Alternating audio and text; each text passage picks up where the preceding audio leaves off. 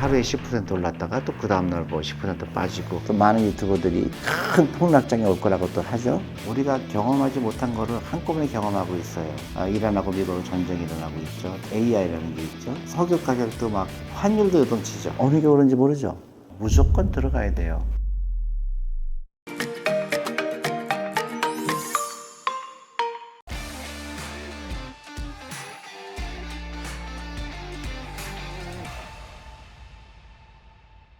안녕하세요. 존리의 부자학교 존리 대표입니다. 오래간만에 인사드리네요. 6월 1일부터 6월 거의 한 달 동안을 여행을 했습니다. 특히 인상적이었던 거는 제가 35년 지냈던 그 뉴욕에 다시 갔는데 굉장히 많은 건물들이 또 새로 짓고 있고요. 특히 JP 모간 그 건물이 엄청나게 크게 짓는 거 보고 한국에서 살다가 미국에 오래간만에 가보니까 미국은 상당히 활기찬 거를 느꼈어요. 근데 물가는 엄청나게 비쌌고요. 식당에 가서 점심 먹으면 너무 쉽게 10만 원 정도가 나오는 거예요. 미국은 팁을 줘야 되잖아요.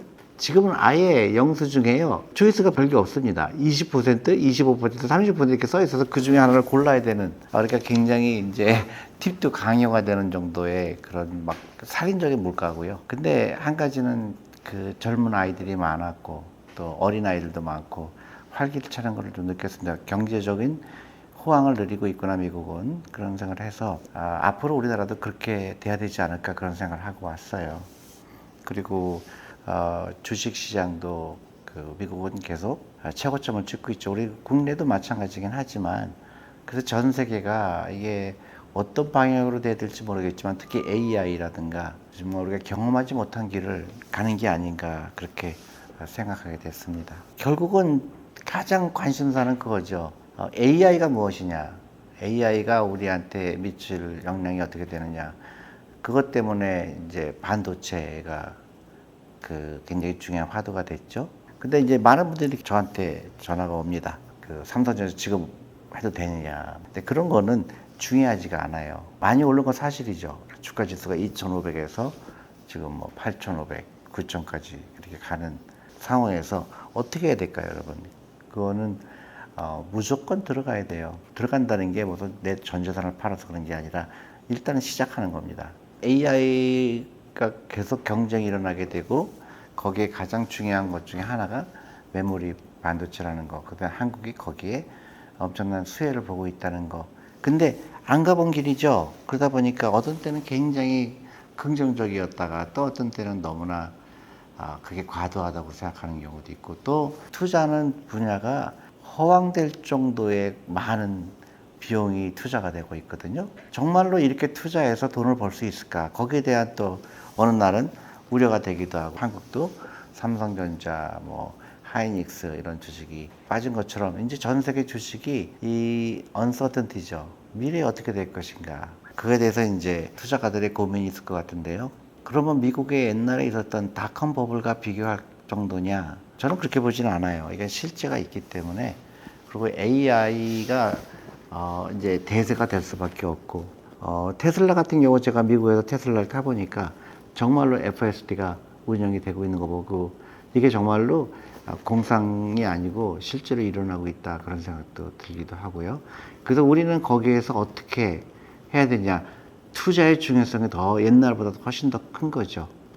이런데 내 돈이 들어가 있지 않으면 나는 노동력만 갖고 산다 그러면 굉장히 힘든 미래가 기다릴 수 있다는 생각을 했어요. 그래서 많은 거를 생각하게 됐고 특히 한국이 월 1,000억 달러를 돌파했다고 그러죠. 미국, 중국, 독일에 의해서 세계 네 번째 기록이라고 하네요. 그래서 무역 수지도 엄청나게 커졌고 근데 이제 그 변동성도 마찬가지로 커졌죠. 삼성전자 하루에 10% 올랐다가 또 그 다음날 뭐 10% 빠지고 그 서킷 브레이크가 뭐 굉장히 하루가 멀다 하고 일어나고 그런 거는 이제 저도 처음 경험하는 겁니다. 옛날에 그 블랙 먼데이라는 게 있었죠. 하루 뭐 25% 정도가 하락. 근데 이거는 뭐 매수 매도 다 매일매일 그런 변동성이 어떻게 보면 일반화되는 건데요. 그렇지만은 이제 우리가 투자가 입장에서는 좀 냉정할 필요가 있습니다. 단순히 불안한 거 갖고는 아니고요. 마인드셋이 중요하죠. 결국은 롱텀 그리고 이러한 새로운 세계가 열리는 거에 대해서 반드시 투자가 일어나야 된다는 거. 그래서 타이밍을 맞추려고 하지 말고요. 그다음에 내가 예를 들어서 삼성전자가 30만 원인데 30만 원에 들어갔는데 25만 원 들어갔다. 그거 갖고 실망할 필요 없는 거야. 25만 원에 사는 겁니다. 그래서 꾸준하게 사고요. 특히 요새 같은 경우에는 코스피 200도 그동안 많이 하지만은 또 스몰캡이나 그동안 소외된 데 투자하는 ETF가 있거든요. 그런 것도 골고루 사는 것도 하나의 방법이라고 생각합니다. 근데 주식시장 전체를 보고 타이밍을 맞추려고 하는 노력은 항상 실패를 할 수밖에 없다. 그러니까 단기간에 어떤 주식 타이밍을 맞추려고 하는 것은 좋은 방법이 아니다. 이렇게 말씀할 수가 있습니다. 그래서 제가 미국에 가면서 느낀 거는 역시 한국이 많은 가능성이 있다. 그런 생각을 하게 됐고요. 다만 이제 금융 교육이 더 필요하다. 그런 생각을 하게 됐습니다. 코스피가 사실은 이제 8,000선을 넘었다가 지금 또 다시 내려가고 있는 상황인데요. 이렇게 하루에도 너무 많은 급등락이 반복되고 있는데 이런 수치가 기본적으로 그 기업의 주가랑 연관돼서 봤을 때 저희가 이거를 어떻게 조금 생각을 좀 쉽게 하면서 투자를 할 수 있을지. 그러니까 이제 그 변동성이잖아요. 변동성이 굉장히 커진 거예요. 변동성이 커질수록 뭘 해야 될까요? 장기 투자해야 돼요. 오히려. 네. 그러니까 변동성하고 상관이 없어요. 길게 보면은 기업의 가치는 올라가게 돼 있잖아요. 근데 그게 8천이 될지 9천이 될지 10,000이 될지 또 5천이 될지 몰라요. 이거죠. 우리가 자동차를 운전할 때 바로 앞에 보고 운전하면 어떻게 돼요? 머리가 아프죠. 멀미하잖아요. 앞에 보면 얼마나 막. 근데 저 멀리 보고 운전은 뭐예요? 평안하잖아요. 그 원리예요. 그러니까 주식 투자도 매일매일 이거 보게 되면 막 멀미 나지만 멀리 보게 되면 올라갔다 내려갔다는 게 별로 의미가 없죠. 그 원리예요. 아까 전에 이 시장에서 무조건 들어가야 된다라고 말씀을 주셨잖아요. 어떤 거를 들어가야 되는지 면에서 코스피 200이라든가 내가 꾸준하게 얘기했잖아. ETF 사셔라. 근데 예를 들어서 이제 5,000원 되니까 겁이 나니까 안 탔잖아요. 6,000 되니까 더 못 사죠. 7,000 되면 더 못 사죠. 그러니까 타이밍을 맞추려고 하는 노력을 피해라 이거죠. 물론 지금 비싸다고 느낄 수 있죠. 그렇지만은 그렇다고 내 투자 활동이 안 할 수는 없는 거잖아요. 그러니까 멀리 보게 되면 7천이건 8천이건 5천이건 내가 전 재산을 사는 게 아니죠. 내가 월급의 10% 사거나 그런 거죠. 그때는 타이밍을 맞추려고 노력하지 말라 그런 얘기죠. 네, 최근 들어가지고 막 반도체 ETF라고 해가지고 뭐 그런 거나 아니면은 반도체 관련 소부장 ETF 이런 것들이 출시가 되고 있는데 이런 ETF에 투자를 해도 되는 건가요? 해는 게 나쁜 건 아닌데 우리가 코스피 200에 삼성전자하고 하이닉스가 몇 %예요? 두 개가 50%가 넘잖아요. 근데 내가 반도체 ETF를 또 사야 될 이유가 있을까? 또 그것도 레버리지를 할 필요가 있을까? 그러니까 너무 과도하게 반도체에 내 재산이 들어가 있는 거는 위험하지 않아요? 그죠? 그러니까 제가 코스피 200 사면은 그 안에 삼성전자하고 하이닉스가 50%다. 엄청나게 많은 게 들어가 있는 거잖아요. 스몰캡 관련해서 그렇죠. 그러니까 나 같으면은 그런 거에 관심 가지는 것보다 정말 반도체하고 관련 없는 주식들도 많잖아요. 그런 ETF에 내가 투자하는 게 오히려 어떤 분산 효과가 있지 않을까요? 영상 보시는 분들 중에 이제 뭐 스몰캡, 미들캡, 뭐 라지캡 이렇게 단어들이 나올 때 이게 정확하게 뭐 어떤 걸 얘기하는 거지라고 궁금하시는 분들도 계실 것 같아요. 그렇죠. 그러니까 삼성전자나 하이닉스 같은 거는 엄청나게 시가총액이 크잖아요. 시가총액이 뭐 몇천조예요. 그건 아주 메가톤급이죠. 근데 그런 주식들이 많이 올라서 우리가 코스피가 많이 올라간 것처럼 보여요. 근데 그 두 개를 빼면 그렇게 많이 오른 게 아니에요. 그러면은 그동안 진짜 펀더멘털은 좋은데 어떻게 보면은 소외됐다고 볼 수 있잖아요. 근데 그런 기업을 눈여겨볼 필요가 있다. 그러니까 이제 보통 작은 기업을 스몰캡이라고 그래요. 그러니까 1조 미만의 회사들, 그 중견 기업들이라고 볼 수 있죠. 그런 기업에 투자하는 ETF가 투자하는 것도 좋은 해지하는 방법이라고 생각하죠. 코스피뿐만이 아니라 이제 정부에서 뭐 이제 코스닥도 관리하겠다 이런 얘기도 나오고 있는데 코스닥은 또 대표님께서는 어떻게 보고 계신지도. 그거는 이제 내가 볼 때 굉장히 좋은 방향이에요. 코스닥이 어떻게 보면 코스닥에 상장하는 거는 어렵지가 않았거든요. 굉장히 쉬워요. 그 회사가 돈을 못 벌어도 코스닥에 등록되는 거는 그렇게 어렵지 않았는데 이제는 좀 너무 작은 기업이라든가 이제 생존하기가 힘든 기업들은 이제 퇴출하는 게 또 하나의 방법이에요. 그러면 전체적으로 코스닥도 회사들의 그런 퀄리티, 질이 좋구나 하는 그걸 하기 위해서 손질을 하는 거죠. 그러면 전반적으로 코스닥도 이제 사람들이 투자를 하고 싶어 하겠죠. 근데 이제 그런 것도 하려고 하는 것 같아요. 그 그룹을 져서 그러니까 좋은 회사들, 그 밑에 그룹들 이렇게 해서 또 관리를 하는 것 같은데 그건 굉장히 좋은 방향이라고 생각해요. 근데 코스닥도 관심을 가져야죠. 지금 시점에서 그렇다면 미리 좀 코스피처럼 지수가 많이 오를 테니 투자를 조금 해보겠다라고 결심하신 분들도 계실 것 같은데 그분들에게 주실 수 있는 조언이 있다면 좀. 그러니까 항상 투자할 때는 남들이 관심을 별로 안 갖고 있는 게 항상 좋은 투자처예요. 대부분 투자 실패하는 이유가 남들이 좋다고 그러더라 그래서 따라가는 것들이 대부분 잘못되는 경우가 많죠. 그래서 자기만의 투자 철학이 중요한 거고 항상 남들이 다 싫다고 그럴 때 그때가 대부분 좋은 투자 기회가 있는 경우가 많죠. 그러니까 투자가 만약에 급락하거나 그럴 때는 어떤 거죠? 대부분 왜 급락이 일어나죠? 파는 사람들이 패닉할 때가 그렇잖아요.